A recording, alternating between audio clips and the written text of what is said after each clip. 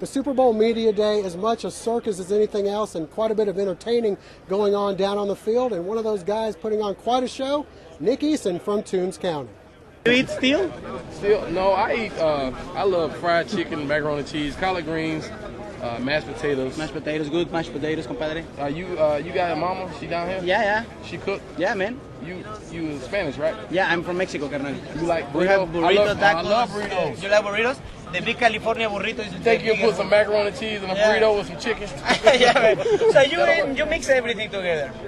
In a burrito, I will. Yeah. Don't you? Yeah, you can do it, man. What you put in your burrito? Everything, man. What's everything? Egg, steak, chicken, Really? lettuce, tomato, potato. Well, why you didn't bring it up? I'm hungry. Everything is finished with You're Ado. so small, I could probably put you in my stomach. Man, this is for have move, fast in the field. No man. Where you at though? Listen. That's the coach. That's the coach with the whistle. Where you at? No man.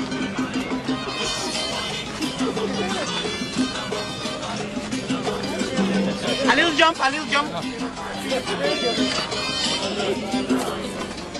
Los cebotos, now sing. La coma y cebotos. Bring your maracas, carnal. Cebotos. La coma y cebotos. A little hot. Forgive Nick Eason for not being totally focused Tuesday and letting loose with a little fun.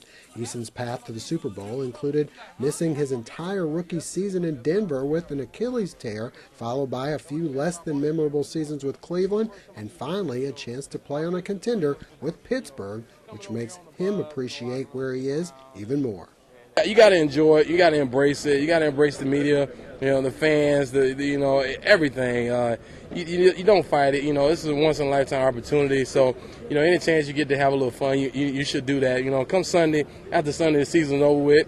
And, as everyone here knows, next year is a different year. It's a whole different year.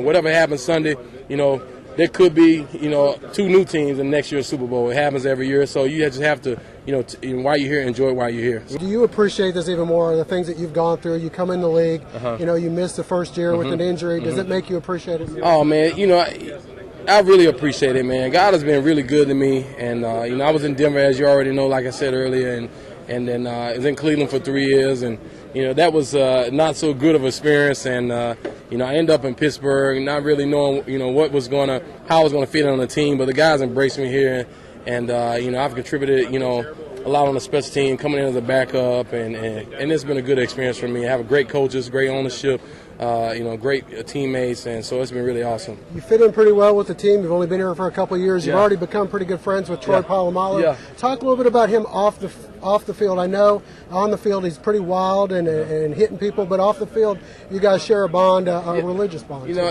Troy is very strong in his faith, and I look up to him for what he is, and not as really. I look up to him more as a person and then as a football player. He's a great football player. But the way the dedication that he has to God is just unbelievable. Day in and day out, he's the same, and I look up to him for that. He's very much of a role model for me and a good friend, but more of a role model, from a Christian standpoint. And he's an awesome guy. He's quiet, and but he is pretty much of a big prankster. He gets away with a lot of things. I can tell you a neat story. Last year, my first year in 2007, I was sitting on a plane, and he handed me a Twix, and so I took a bite of it. It's kind of crunchy, and so I opened it up, and I was like, maybe they got a new Twix out. And to come to find out, he ate the caramel off the Twix and gave it to me. And I ate it. So, that's kind of like, he does little stuff like that. Some guys that don't really know him know that he has a real good sense of humor. And he plays into that very well. But he's an awesome guy, awesome football player. And, I've been very fortunate to get to know him. And even though he's on sports' biggest stage, Nick says he'll never forget where he comes from. But it's just absolutely a blessing, man, to be able to be here and play in the Super Bowl and be from a small town. And, I know everybody at home, all my coaches, my family, my friends, and everyone to be watching. And so it's a great opportunity. How often do you get back? I try to get back quite a bit in the off season, spend time with my family. I have 2 beautiful daughters, Zamani and Zipporah. And so I try to spend a little, some time with them and with my mother, my grandparents, and my family. And but I like it down there. It's a very small town, and everybody knows everybody, including the business as well. But, you know, I enjoy coming back and being able to go down there and do some good for my communities. You know, Clemson, you know, basically, you know, kind of got my foot in the door to have the opportunity to be where I'm at now.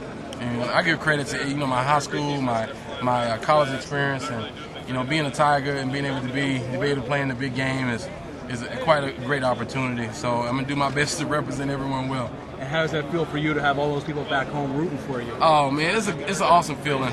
You know, obviously from my family, my friends, Clemson University be watching, and Toombs County High School Bulldogs will be watching. So it's awesome that, you know, I'm the guy, you know, this week, and it's just an awesome experience. I'm very fortunate, very blessed to be here. Eason's not the only athlete from Southeast Georgia playing in Sunday's big game, though, as Savannah's own Ben Patrick from Jenkins High School will be lining up on the other side of the ball as tight end for Arizona.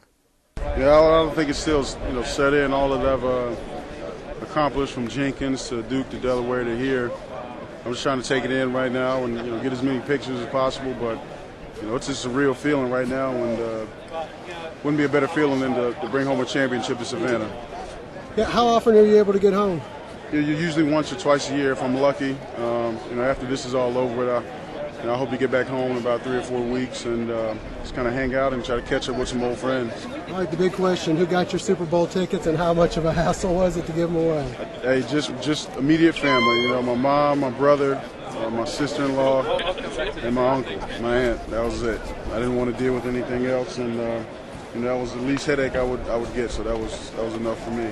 How's your health? I know you're listed as questionable. No, I'm fine. I'm fine. Absolutely, I'm fine. There's no way I wouldn't play this game Sunday, and I'm just going to give it my best shot. Have you been able to let it all sink in yet? No, absolutely not. This is the biggest stage in the world, and you know, even just the media itself. I mean, there's a ton of people, but you know, hopefully, you know, after this is all over with today, we can get back to work tomorrow and, you know, start gearing in for the game. What's your media day experience been like? Any crazy questions you got? Actually, yeah, I talked to a Spanish man that was dressed up as a woman. I knew I would see some things at the Super Bowl, but I wasn't really banking on that one. So that was a little weird. What's your thoughts on the game? No pressure at all. This is you know, we're gonna treat this like you know, any other game that we prepare for the season. You know, the outcome is going to be magnified, but we're going to prepare just like we prepared all year, and hopefully we'll be all right. In Tampa, the site for Super Bowl XLIII, Josh Aubrey reporting.